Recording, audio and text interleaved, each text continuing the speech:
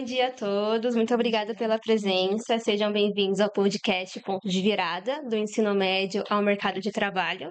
Eu sou a Vitória, aluna do Senai de Indaiatuba, do técnico de administração. Estou aqui com meu companheiro. Bom, eu sou o Rômulo, sou aluno do técnico também de administração, e a gente está aqui hoje para bater um papo sobre o novo ensino médio e como isso afeta. Para falar de escola e ensino médio, nada melhor do que professor. E professor aqui não falta, né? Então eu trouxe os 3 professores aqui, eu gostaria que vocês se apresentassem. Por favor, começando com a professora Bruna. Bom dia, eu sou a professora Bruna, ex-professora do Vitória na rede SESI de ensino e também atuo na rede estadual na Escola Dom José de Camargo Barros. Isso aí. Bom dia, meu nome é Rodrigo, também ex-professor deles, né, aqui no Senai, e hoje eu atuo somente aqui no Senai de Indaiatuba. Bom dia, meu nome é Diego, eu sou amigo do Romulo. Eu sou professor de matemática no Colégio Rodin e na Escola Estadual Suzana Benedita. Isso aí. Bom, a gente trouxe aqui hoje os professores para a gente discutir justamente o novo ensino médio. Ele vem passado por muitas reformulações recentemente e ano que vem a gente vai ter o novo ensino médio, né? Bom, aí para a gente começar, a gente quer apresentar justamente os gráficos para a gente mostrar, vamos olhar aqui na TV, como que tá o novo ensino médio hoje e como vai estar no que vem. Ó, o novo ensino médio hoje, né, o anterior, ele tem 1.800 horas de ensino obrigatório e 1.200 que são os eixos interativos, justamente o que a gente tem de optativo. E o novo ensino médio, que vai entrar em vigor a partir de 2025, ele trouxe uma reformulação. Ele tem 2.400 horas de obrigatório e 600 de optativo. O que aconteceu? A gente tem justamente as matérias que não são português e matemáticas voltando a ser obrigatórias ao currículo comum. E vocês 3 dão aula para ensino médio e são afetados. A gente quer começar ouvindo como que cada um de vocês foi afetado e como que vocês receberam essas mudanças do novo ensino médio.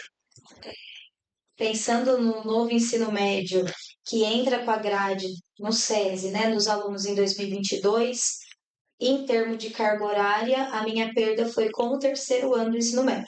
Então, eu tinha 2 aulas semanais, eu passei a ter uma só. E mesmo com a reformulação para 2025, eu mantenho essa perda de uma aula. Então, eu tenho uma aula só por semana no terceiro ano. Eu ainda sou um pouco privilegiada porque eu acompanho, né, do sexto até o terceiro, então eu sei onde eu fui com o conteúdo, onde eu preciso ajustar, reformular as coisas. Mas pensando em professores que assumem, né, não, só o ensino médio ou só o fundamental e tem esse rompimento, é complicadíssimo você pensar em preparar um aluno para um processo de vestibular, para um mercado de trabalho, com uma redução da formação geral básica. Com essa atualização, os meus colegas que já haviam tido perdas no segundo ano, pelo menos eles voltam a ter uma carga maior do terceiro. Áreas de ciências da natureza, por exemplo. Então, acredito que vai ficar um pouquinho mais justo e equilibrado e também vai garantir uma acessibilidade para a universidade melhor. Só um minutinho, professor. A gente também tem o próximo slide que é justamente tratando do ensino técnico, que é como o senhor fica afetado, né? Então, a gente tinha 1.800 horas obrigatórias de ensino normal, né, o convencional, e essas 1.200, elas são o ensino técnico que está para ir para completar. E aqui como que fica? Fica as 2.100 horas obrigatórias, que é com o retorno dessas matérias, como a da professora Bruna, e essas 1.200 de curso técnico. E para o senhor, professor, como é que o senhor chegou a essa turma de ensino técnico aqui no Senai para o senhor? Como é que se dá? Então, aqui em relação à carga horária, né, na unidade curricular que eu leciono, que é comunicação, né, que é o português, a língua portuguesa lá do ensino médio, acredito que a gente consiga trabalhar na medida do possível. Eu acho que o ensino, em relação a essa carga horária, ele é de excelência, a gente consegue trabalhar legal. Lógico que todo tempo é meio que insuficiente para a gente, né? Porque é algo tão amplo nessa questão da comunicação, a gente tem tanta coisa para trabalhar, mas a gente consegue ajustar. Então, o plano de curso, o nosso planejamento, ele já vai em cima dessa carga horária e a gente consegue trabalhar. Então, assim, eu não senti afetado em relação à carga horária, até porque a gente consegue trabalhar sempre na medida do possível e da melhor forma possível. Bacana. E você, Diegão, como é que fica? Eu não fui tão afetado por ser matemática, então é bem privilegiada essa parte. O terceiro ano foi o que diminuiu um pouco. Eu tenho um curso técnico também em Elias Fausto, que faz parceria com a FIEC. Nessa turma eu tenho apenas 2 aulas de matemática semanalmente, Uhum. então fica um pouco complicado trabalhar tudo aquilo que o material do Estado propõe, né? Que é bastante coisa. Mas, de maneira geral, eu acho que não fui tão afetado, não. Uhum. Por ser uma disciplina privilegiada. Então. Português e matemática, eles ainda, obviamente, priorizaram por conta de redação, a quantidade de Sim. questões, né? Matemática é uma área que é só ela, não divide Sim. por os componentes. Mas é difícil, pensando que vai manter. Então, o que eles pensaram ali, né, das 1.800 para 2.100? O que eles tinham proposto de novidade Acabou, né? acabou para voltar para o que era o convencional. Sim. Então, é um novo, mas com práticas anteriores. Parece muito que não tem planejamento nenhum, né? E agora que a gente viu o lado como professor, né, dessa nova rotina de mudar a carga horária, ter que aprender a dar um mês de aula em 2 semanas e sem perder o conteúdo. Mas agora, como vocês acham que os alunos receberiam isso? Como que afeta o estudo deles? Esse lado profissional, ele ajuda de profissionalizar, mas eles podem perder no básico, pode perder nas socioemocionais também, nesse lado da comunicação. Como vocês veem a perda para o aluno ou ganho, né? Não sei. Eu acredito que tudo vai do planejamento do professor.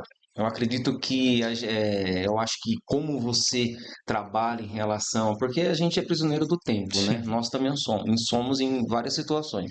Eu acho que isso depende muito do planejamento.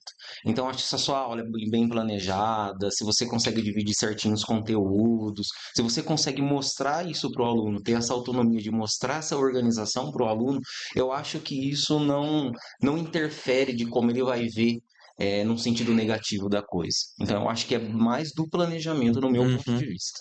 E a gente tem autonomia, né? Você pega o conteúdo que você precisa ministrar, você sabe as bases dos objetos de conhecimento. Então, é notório, se você está focando no preparo vestibular, qual é aquele conteúdo que você precisa, né? Olhar com maior atenção, priorizar mais, para o aluno se sentir melhor preparado. O que eu vejo nessa retomada da formação geral básica, que eu senti ao longo desses anos, vendo essa minha primeira turma de terceiro se formar com 2 anos de obrigatoriedade aqui do Senai, eu sinto eles muito cansados. Isso a gente consegue perceber. Então, eles ficam na escola com a gente no terceiro ano, de segunda até a quarta, no período da manhã, e aí quinta e sexta eles ficam o dia inteiro aqui. Então, na quarta a gente já começa a perceber que eles começam a dar uma baixada ali na energia.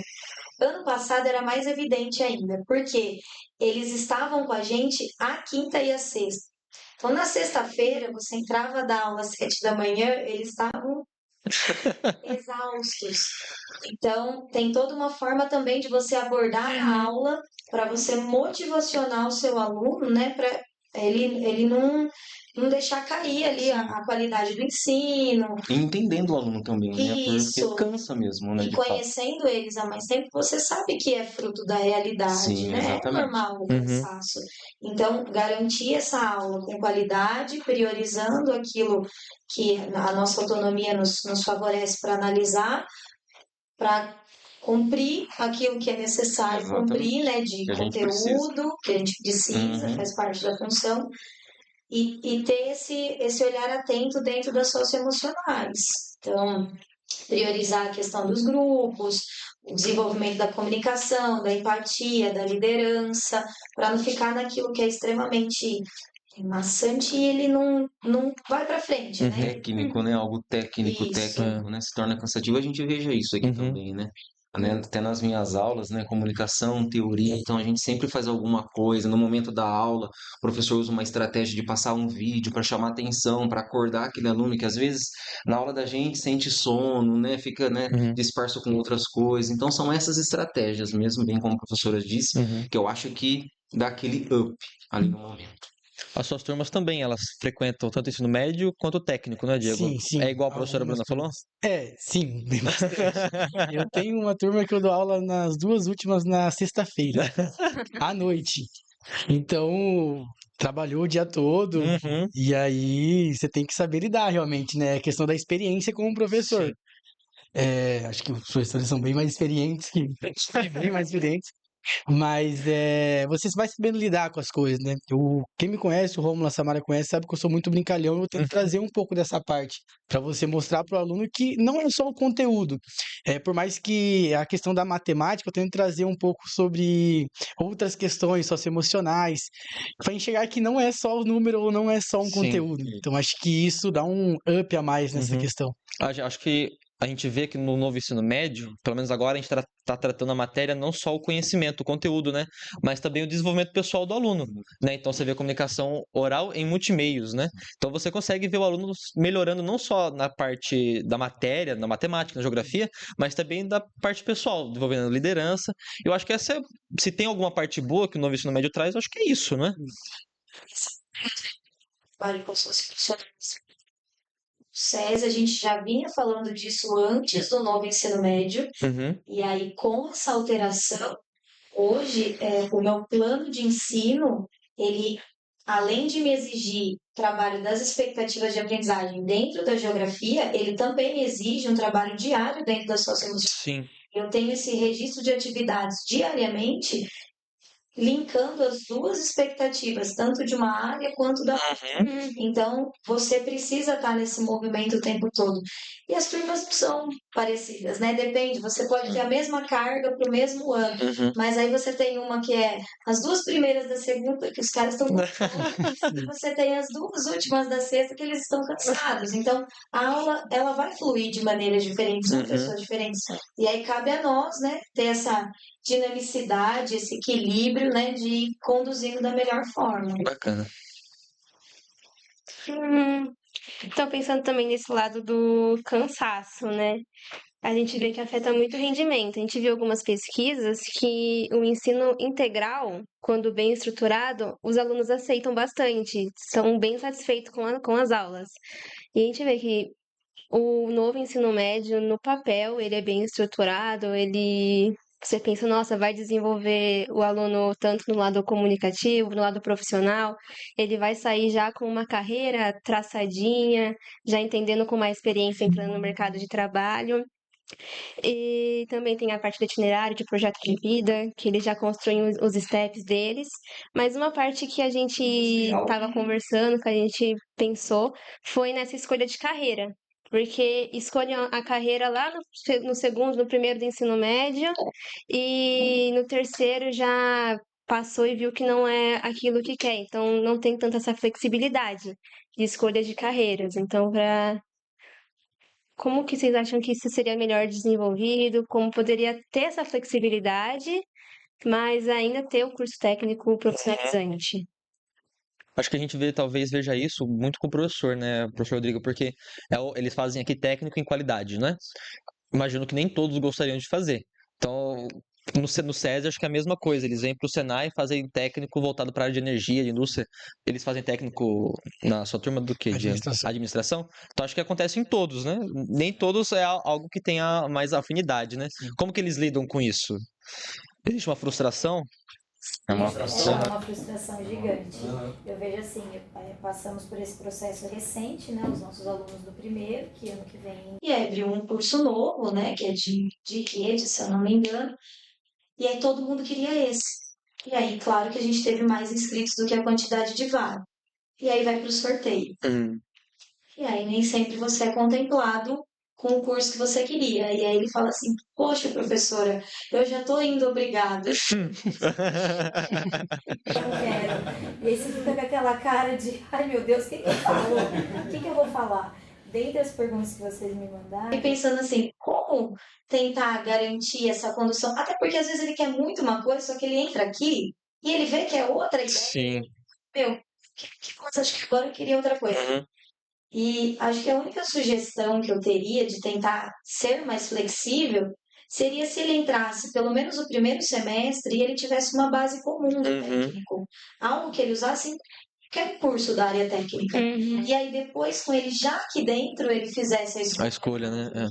Então, ele ia ver a vivência do espaço, né? Ter esse contato direto com as pessoas que fazem o curso, trocar uma ideia assim, que não é só naquele momento que ele precisa responder o Forms e escolher a área, que a gente também sabe que tem aquele efeito manada, né? Sim. Todos os meus amigos vão fazer aquele curso, eu vou pôr também, será que ele realmente quer? É. A gente fala muito com ele sobre isso.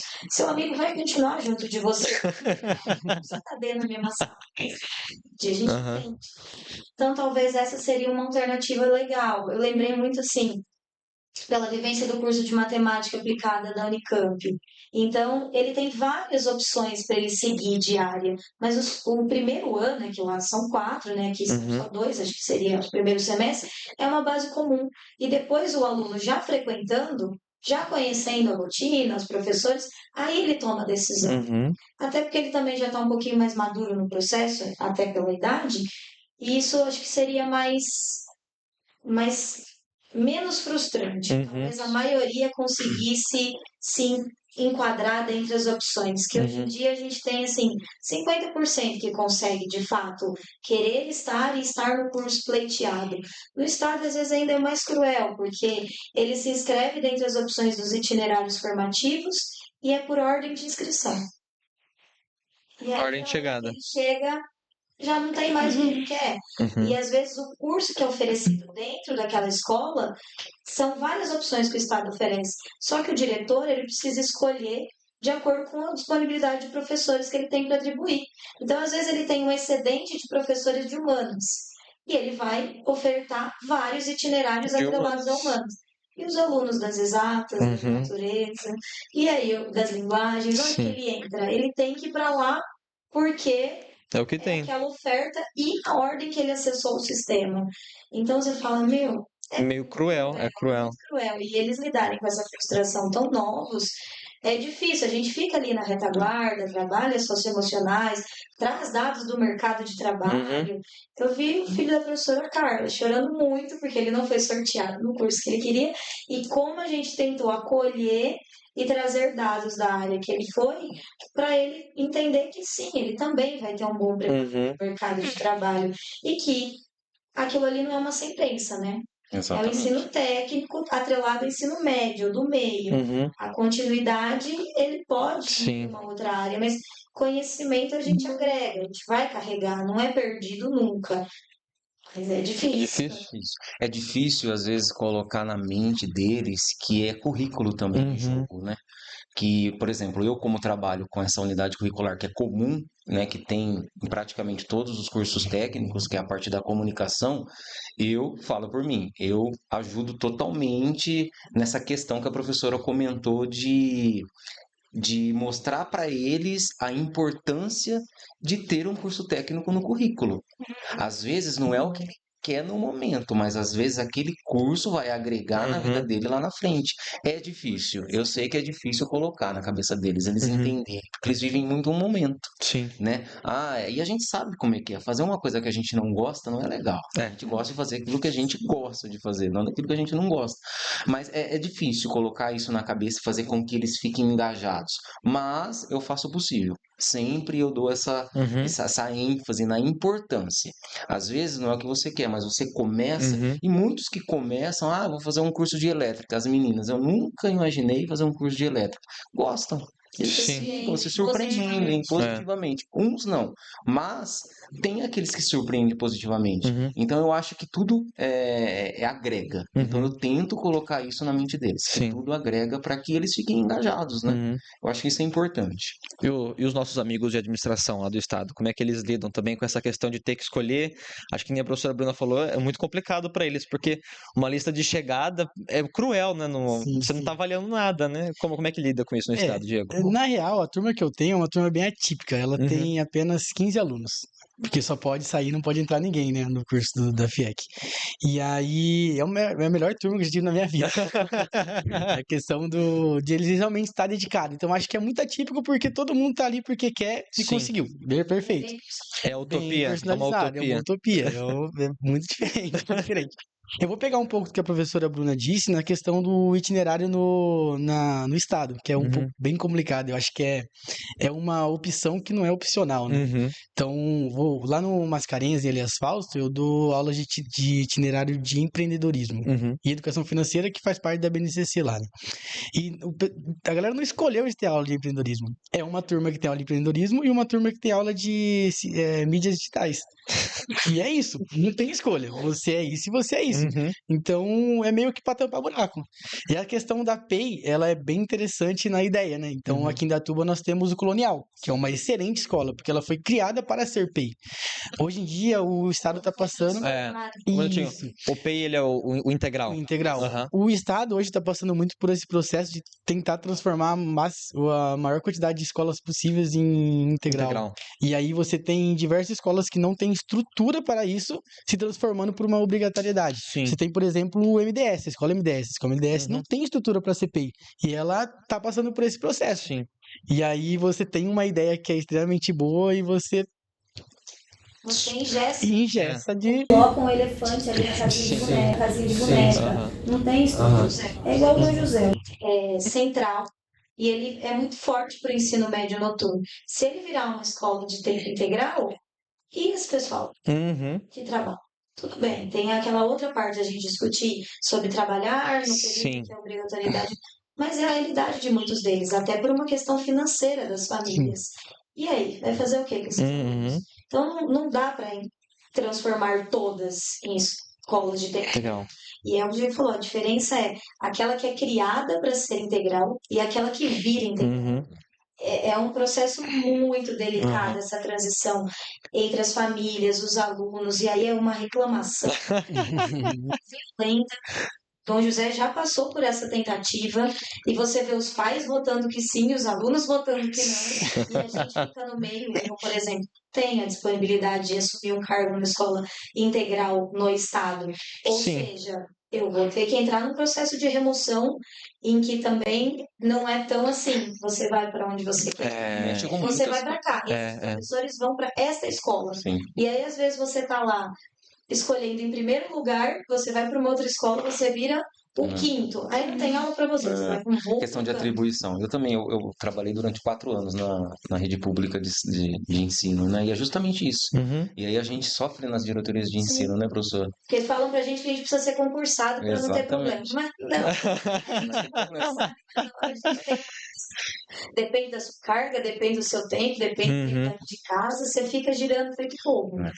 E voltando só à pergunta da Vitória, uma outra coisa que eu pensei sobre essa ideia, né, do alinhamento, ok, tem o técnico, tem a questão da obrigatoriedade, mas a gente precisa tratar a questão do projeto de vida, né? Uhum. Nesse novo ensino médio, é algo que vai ser mantido lá no SESI, mesmo para a versão de 2025, o primeiro ano do ensino médio tem aula de empreendedorismo e mercado de trabalho. Uhum. E uma queixa grande deles é abordado no primeiro, e a partir do segundo eles vão para o técnico e não se fala mais. É como se o projeto de vida de todos estivesse atrelado à indústria. E é curioso, né? Porque o projeto de vida vai tratar no primeiro, mas aí quando você chega em algo que te prepara para o mercado de trabalho, não tem. Acho que seria algo a se pensar, claro, vai comprometer a formação geral básica? Vai, mas talvez assim, um empreendedorismo e mercado de trabalho no primeiro, um projeto de vida no segundo, e uma matéria que eles tinham criado nessa versão, que não vai mais ter para o terceiro desse ano, que é mentoria para o futuro. Uhum. Os alunos adoraram, mas não vai mais ter para a volta da formação geral básica. Então, assim, não sei de onde tirar, não tem muito mais de onde tirar, mas seria um ponto relevante a ser abordado com os alunos, sim, esse desenvolvimento. É algo que o Estado já tem, Sim. é algo que ele manteve, né? Ele tira as eletivas, mas ele mantém o projeto de vida desde o 6º ano para o aluno ir pensando nisso com o passar do tempo. A gente sabe que é flexível, né? A gente vai mudando as nossas escolhas profissionais, tem as mudanças familiares, então o projeto de vida ele é importante ser abordado ao longo de todo o processo. Mas aí fica Matemáticas, a dança dos números, né? Eu vejo esse lado da flexibilidade de ter mais partes focadas no projeto de vida, porque eu conversei com alguns outros alunos que tiveram esse técnico com poucas opções. Então, por exemplo, uma amiga minha, ela foi escolher o seu itinerário, ela tinha opção mecatrônica e energias renováveis, e ela queria fazer nutrição. Então ela pensou, o que que eu vou fazer com energias renováveis se o meu foco é nutrição? Se meu foco é economia. Então poderia, É. sim, Totalmente claro, né? então poderia ter essa flexibilidade maior de opções de curso e mais focada em projeto de vida, então em preparo para como preparar currículos, como lidar com entrevistas de emprego, Uma como se apresentação em sim, público, É. né? trabalhar mais esse lado. Então, às vezes foca muito no lado profissional, mas não tanto no desenvolvimento pessoal. Exatamente isso. A gente vê Ainda esbarrado o Senai também. dava opção dos nossos alunos iam para Campinas, né? Sim. Então ele tinha que Fazer fazer nutrição, fazer outras áreas. Agora ele é atrelado, além do Senai, à cidade do SESI dele. Sim. Então, isso Sim. talvez fosse uma outra oportunidade de flexibilidade, né? Deixar, talvez, ir para outras Sim. cidades que Sim. sejam próximas e tenham áreas de maior afinidade da pessoa. Quão viável isso é, tem transporte, isso eu já não É consigo outro pensar. Mas seria uma alternativa, talvez, né? Sim, sem Uhum. pensar que estar em um curso que às vezes a pessoa não quer, ela nem se dá ao trabalho de tentar gostar, já pensar, não quero, não gosto. Então já tem esse lado da pessoa nem tenta e também torna mais cansativo, mais maçante. Primeiro que ela não tá tentando gostar. Segundo que ela tá acreditando fielmente que ela não gosta, então vai tornar mais maçante, mais cansativo tudo isso. Uhum. E se torna maçante para todos, né? Se torna maçante para o Sim, pra professor de todos. tentar puxar Lógico um que para aluno ela que tá mais, mas para todos, né? A desinteressado. gente sente isso também, né? É muito difícil você engajar um aluno que Sim, é você difícil. sabe que não. Vocês ainda são de uma geração que entrava porque o pai e a mãe queria, Sim. mas podia sair, Uhum. né? Ou ficava até o fim, não querendo ficar, É. também dava trabalho. Uhum. Agora é uma geração que, se eu não quero mais vir Eu no não fico. Senai, eu não fico no Eu SESI. não. É. a gente vai perder uma aluna nossa excelente agora do segundo ano, tá terminando o segundo, porque Porque para ela não faz mais sentido a questão da continuidade no Senai. Uhum. Então ela vai sair do SESI, nós vamos Uhum. perder uma boa aluna no SESI e uma boa aluna no Senai. Uhum. Por conta dessa limitação. Tudo isso. E como que vocês lidam com o rendimento em sala de aula? Você falou que vocês falaram que os alunos chegam cansados. Diego, e essa parte da matemática, a gente sabe que ela é um pouco mais puxada, né? Como que vocês lidam com o rendimento na aula? Por exemplo, os alunos conseguem manter notas boas mesmo tendo que mediar com o técnico, com o ensino médio? O rendimento, nem só em nota, porque nota é mais relativo, né? Sim. Mas a aprendizagem, né? Como que ela fica? Falar de nota é bem complicado, né? é a parte mais difícil. É a parte mais difícil. Sim. E tá tudo muito, como que eu posso dizer? Na real, você não avalia da forma que você tinha que avaliar, porque você tem que agradar a diretoria, e é isso, e é isso. Índices. Então, eu vou colocar a minha experiência como escola particular no Colégio Rodin. Eu enxergo o rendimento é uma coisa. A nota, ela realmente vai um pouco de acordo com o que é o aprendizado. No estado, não. Uhum. No estado, o aluno fez provão paulista, tem que dar 2 pontos. Então, Foi no Saresp? 2 pontos. Só por ter ido. Só por ter ido? A aprendizagem é outra história. Mas ele foi, porque se o aluno não estiver presente, é um problema para a gente lidar, porque a baixa Baixa frequência frequência nas avaliações obrigatórias. Questão de índice, né? Questão de nota. Isso. Aí ele tem as plataformas. Tem as plataformas. Então tem, por exemplo, o Khan Academy, que o aluno tem que cumprir o Khan Academy. Se o aluno não cumpre, a diretoria vem. Então é muito complicado. É. Então, e esse processo das plataformas é um outro empecilho para os alunos, né? Então, tem, por exemplo, o Khan Academy. Uma aula por semana, eu tenho que levar eles para informática para eles fazer aula. Então, eu não vou dar aula para eles. Fico lá, tiro as dúvidas. Só que se em sala o professor já tem a dificuldade de prender atenção, imagine um vídeo de um professor explicando, é muito complicado. Acho que quando você trabalha essas mídias como um elemento a mais, funciona legal, mas quando vira uma obrigatoriedade, é mais um empecilho pro aluno que tá ali cansado, pra não dormir assistindo um vídeo. Uhum. Então, eu acho que tem 2 pontos. Na escola particular, no ensino privado, o rendimento e a aprendizagem, ela tá bem interligada à nota. Ok, agora o ensino público, não. É. Eu acho que olhando, dando aula à noite, eu consegui atingir 2, 3 alunos, pra mim já tá ok, porque o restante eu sei que trabalhou entregando panfleto Uhum. o dia todo. E eu Uhum. não posso cobrar daquele aluno. Sim. Acho que eu como um professor, como ser humano, eu não posso cobrar de um cara que tá ali, trabalhou o dia todo, como mecânico, entregando panfleto, e chega à noite e quer dormir. Valorizar é que ele veio pra escola. Isso. Já é um ponto assim que você fala, cara, ele tá aqui dentro. A gente vê o novo ensino médio esbarrando em muitas coisas, né? A gente vê isso esbarrando em estrutura, né? Porque, claro, que as escolas não têm. E uma outra questão é isso, né? Como que você vai querer uma escola integral, só que o aluno precisa trabalhar durante o dia? É muito cruel você ter que tratar como uma sociedade de todo mundo igual. A gente tem muita diferença, principalmente no estado de São Paulo, né? Como que é lidar com todas essas diferenças em todos os âmbitos, né? Porque essa questão da desigualdade dentro do ensino, acho que vocês três são afetados dentro de sala de aula. Como é que vocês lidam com essas diferentes percepções por parte dos alunos, né? Na questão do novo ensino médio? Deixa eu só falar do rendimento, Sim, perdão, do professor. ponto de vista que eu tenho aqui na escola.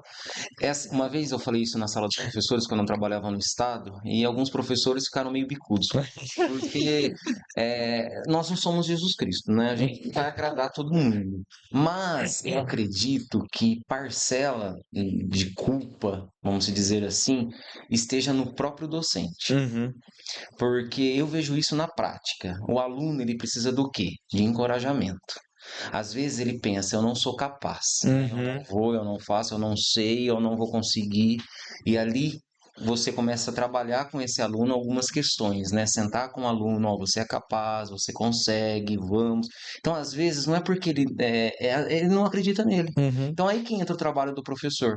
Então, acho que o rendimento é justamente isso, né? Ao pé da letra. É você fazer com que aquilo tenha Funcione, rendimento, né? aquilo funcione na prática, né? Então, eu acho que essa questão da mediação entre o professor e o aluno, procurar entender, às vezes, Uhum. o que esse aluno passa, né? O que se passa na cabeça dele, eu acho que é muito importante. O rendimento, consequentemente, Uhum. aumenta, né? Sim. E isso daí é muito bom para a gente enquanto docente também. A gente enxergando isso é mais uma motivação ainda para a gente continuar. Eu acho que fazer o que gosta, né? A questão de fazer o que gosta. Eu mesmo, eu sou professor, eu não sei se eu sou mais novo ou mais velho que você na rede, mas faz 11 anos que eu dou aula, né? Então, assim, eu gosto muito do que eu Uhum. faço. Então, eu não tenho problema, lógico, né? Não 100%, né? A gente não atinge a totalidade, lógico que tem as suas defasagens, mas, na medida do possível, eu tô ali para empurrar o aluno. E na maioria das vezes eu consigo, Uhum. né? Se tratando da realidade Senai, né? Que cada departamento, vamos dizer assim, tem a sua realidade. Isso entra até nas socioemocionais do professor. Da gente ter empatia de olhar para o aluno e falar. Eu tinha alguns alunos no Dom José, o último ano que eu dei aula à noite lá, eles ferravam o cavalo. Eles ficavam o dia inteiro, força física, debaixo de sol, de vento, ferrando o cavalo, as mãos cheias de calo. Uhum. Os meninos de 16, 17 anos, assim, sabe? Os outros todos arrumadinhos, perfumados, Aham. tal, causando. E os menininhos ali na frente, querendo ter aula. E aí, você fala, meu, é uma sala numa escola, só que você tem 45, 44, 45, não importa, bem, 44 te olhando, e você precisa dar conta dessa miscelânea para chegar em todo mundo e se pôr no lugar dos outros. E aí muitas vezes eu me via muito mais preocupada com eles. Uhum. Que eu falava, olha o esforço que eles estão fazendo só do fato deles estarem aqui. Uhum. Então como que eu vou chegar neles? Porque esses de fato precisam. A educação é o pilar que vai melhorar o padrão de vida deles e da família deles. Uhum. Então, dava para perceber o carinho, a atenção que eles tinham só pelo fato de estar É dentro da escola. perceptível, né, professora? Porque uma coisa é o aluno preguiçoso, o aluno que não quer nada com nada. Outra coisa é o aluno esforçado. E a gente consegue enxergar isso na prática. É muito nítido pra gente. Pelo menos pra mim, Uhum. é muito nítido. O aluno que é esforçado, tem as suas limitações, mas tem aquele esforço. E o aluno que não quer nada com nada. Aí já é outra história, né? Desculpa cortar, professor. Não, Aham. até os agrupamentos, pela posição na sala de aula, a gente sabe, né? E cabe a nós esse tempo todo sei lá, né? A gente faz de um tudo ali Faz de tudo, para exatamente. poder trazer todo mundo, mas a gente sabe quem de fato são os Sim. nossos alunos. Sim. Igual eu estava conversando com você, vai. É. Aí, Uhum. cabe a nós estimular e acreditar, porque é aquilo, também é uma realização nossa. Exato. Hoje em A dia, gente com dá todas esse show. essas dificuldades que a gente pôs aqui, persistir na educação é um querer. Exatamente, é É um um querer. Uhum. É um querer. Porque E a gente só dá esse show quando a gente gosta do que a gente É. faz. Quando a gente não tá aqui simplesmente pelo dinheiro, Uhum. né? Pelo financeiro. Acho que se fosse pelo financeiro também, né, professor? A gente procuraria outra coisa.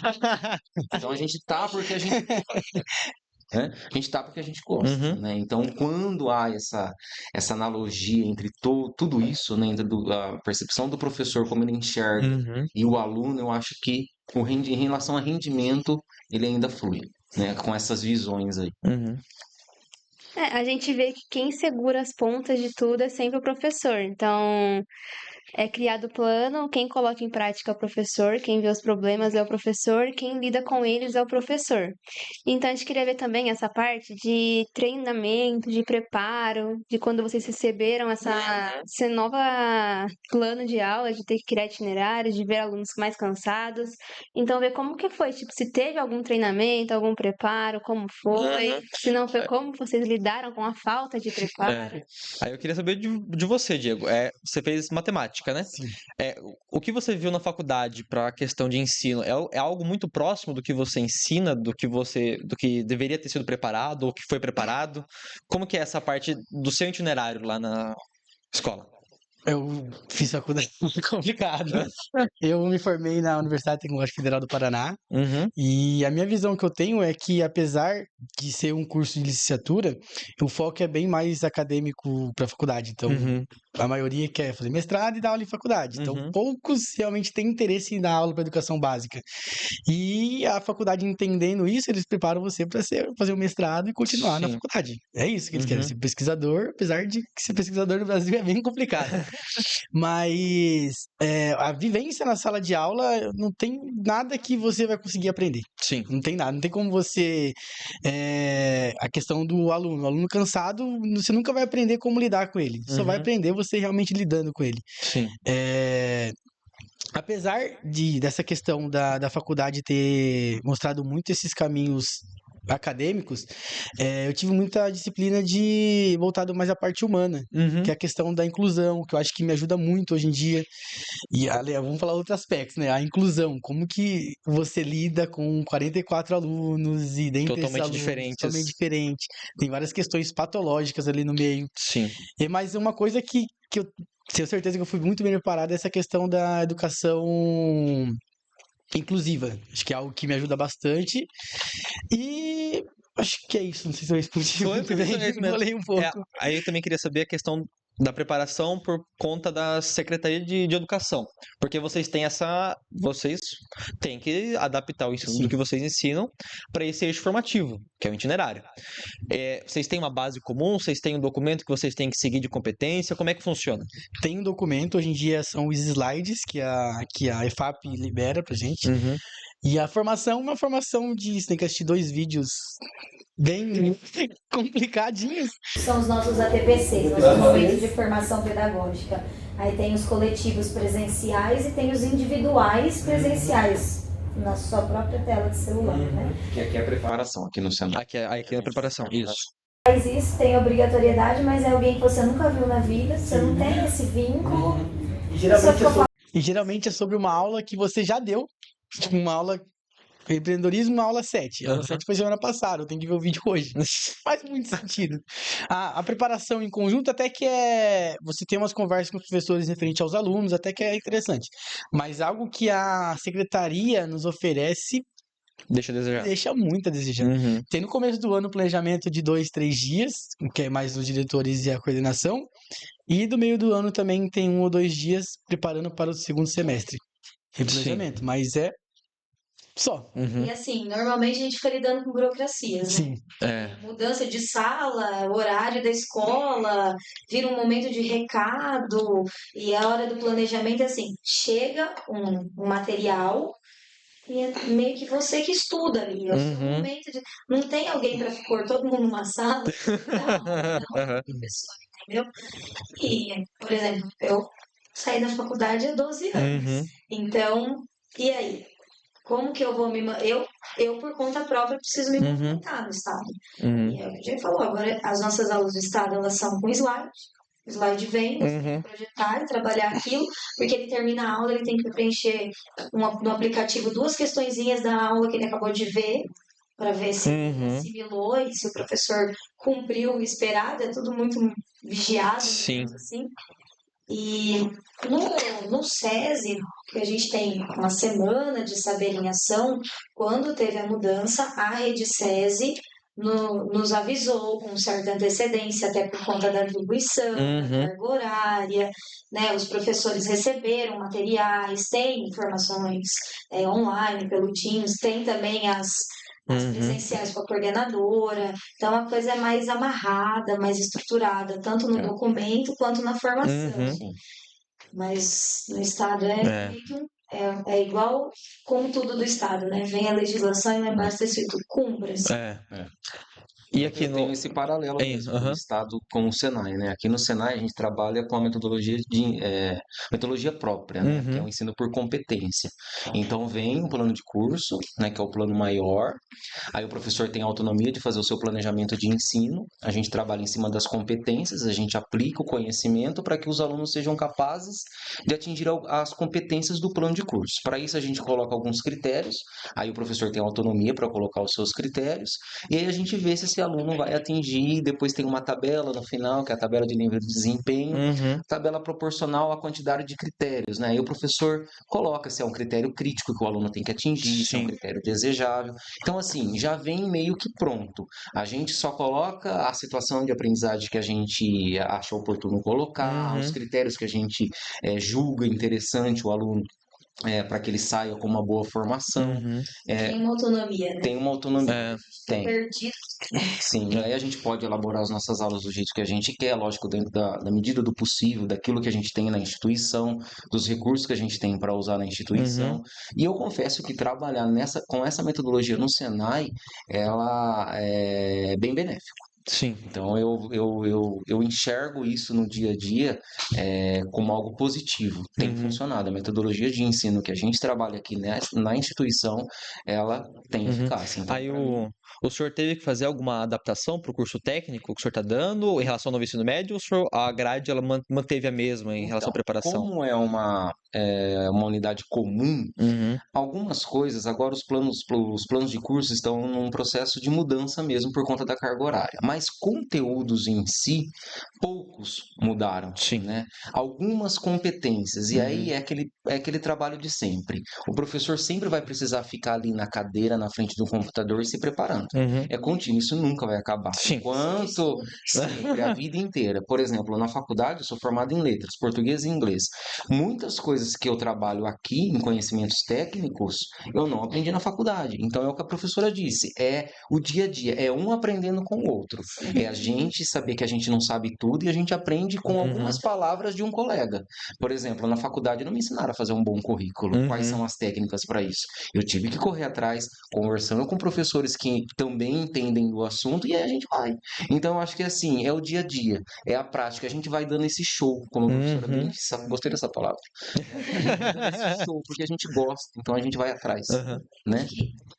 Né? Mas a realidade da faculdade para A sala de aula ela ainda está muito descolada. Uhum. Então, tem a questão da inclusão, tem a questão das tecnologias, né? Por isso que tanta gente massacra IA e coisas do tipo, mas, gente, a tecnologia está posta. É. Ela tem que ser integrada. A gente precisa achar, o que falta é achar um bom uso. Exatamente. Ela tem Uhum. que estar inserida, Exatamente. né? Então, como? O que a gente precisa fazer? Como que a gente vai reciclar os nossos profissionais? É uma reciclagem. Sim. Igual tem na CNH, igual tem em várias Exatamente. a gente precisa ser reciclado. Uhum. Então, essa formação ela tem que ser constante. Não dá para só você jogar e aí dizer, você tem autonomia para, mas não é só isso, né? Uhum. Precisa desse direcionamento. O que nos salva normalmente é essa troca. Sim. Então, a sala dos professores é um momento de troca, o WhatsApp ali o tempo inteiro, porque um pega a mão do outro e vai. Uhum. Porque tem hora que bate o desespero, mas a gente... E se Sim. tratando dessa questão da tecnologia, que eu acho que vai ser pauta também da nossa conversa daqui a pouquinho, da questão da IA, eu Uhum. acho que tudo vai de como você trabalha com os seus alunos, né? Porque, por exemplo, você chega em sala de aula, olha, eu quero uma pesquisa sobre isso. O aluno vai digitar lá no chat, o chat vai entregar para ele, ele vai entregar para o professor. Mas como o professor pediu isso? De que forma o professor vai lidar com isso? Como o professor vai avaliar essa pesquisa que ele fez? Vocês sabem. Uhum.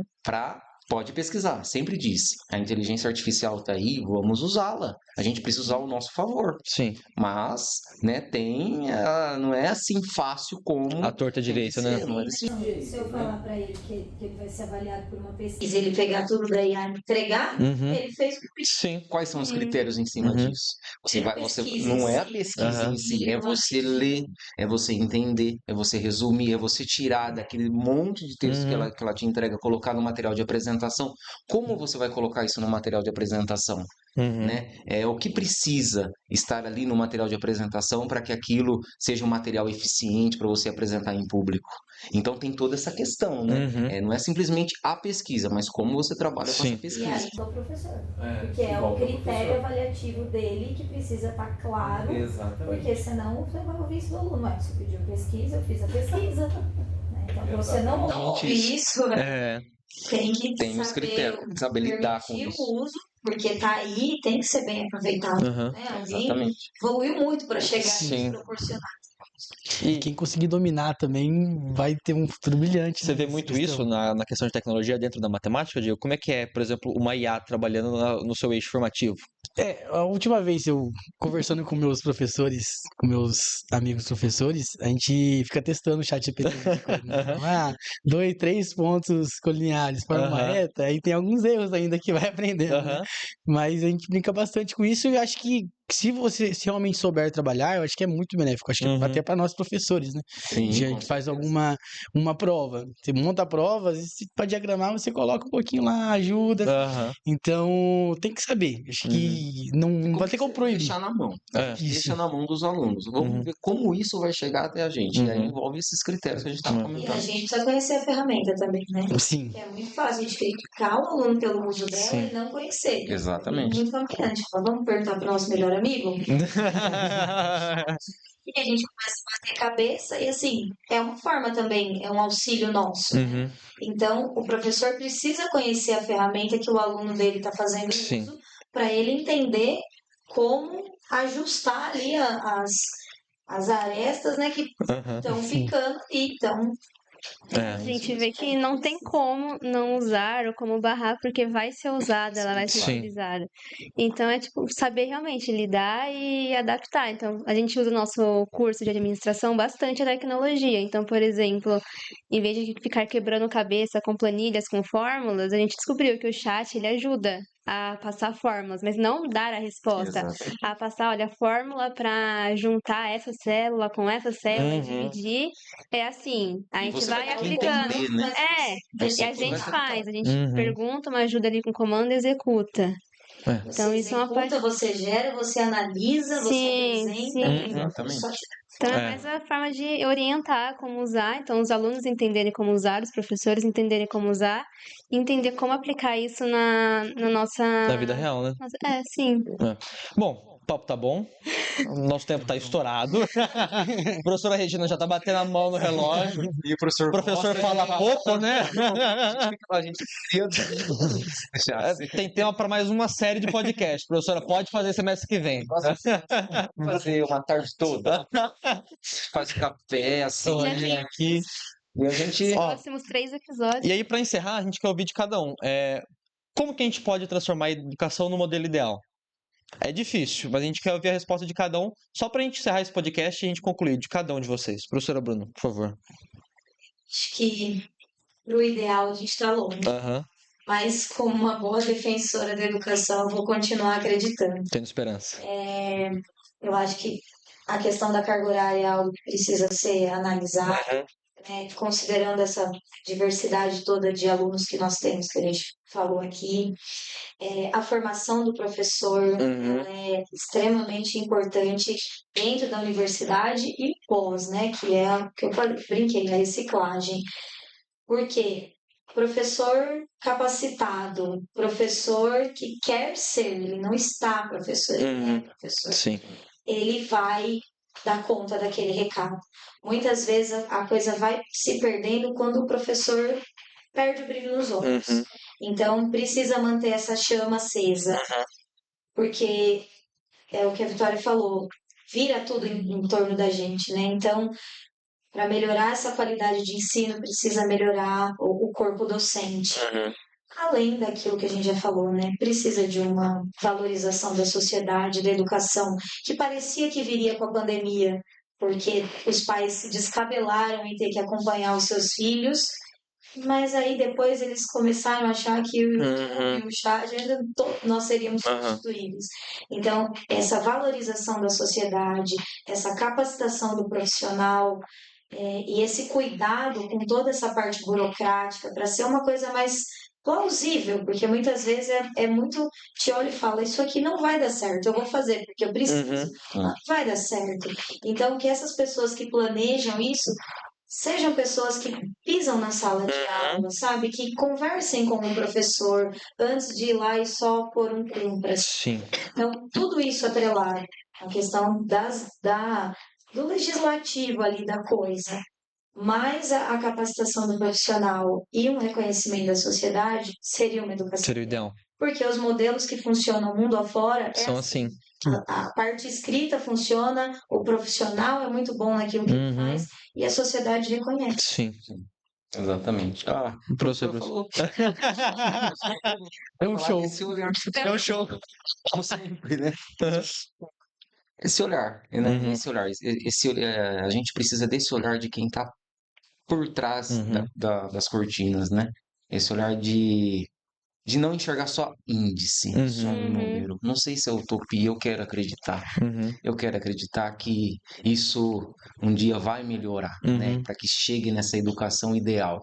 Mas eu acho que a gente precisa se despregar um pouquinho de números e dar valor naquilo que realmente tem valor. A gente precisa que essas pessoas que estejam lá, como a professora bem disse, muito bem dito, que elas pisem numa sala de aula, que elas lidem com todas essas necessidades que a gente enxerga todos os dias, né, dia a dia. É disso que a gente precisa para uma educação ideal, no meu ponto de vista. Faço das palavras da professora as minhas. Diego, vou ter que falar igual na escola. Não vale repetir. Mandou vocês serem maiores do que eu. Na próxima vez senta aqui. Justo. É importante falar também que a valorização não é só financeira, né?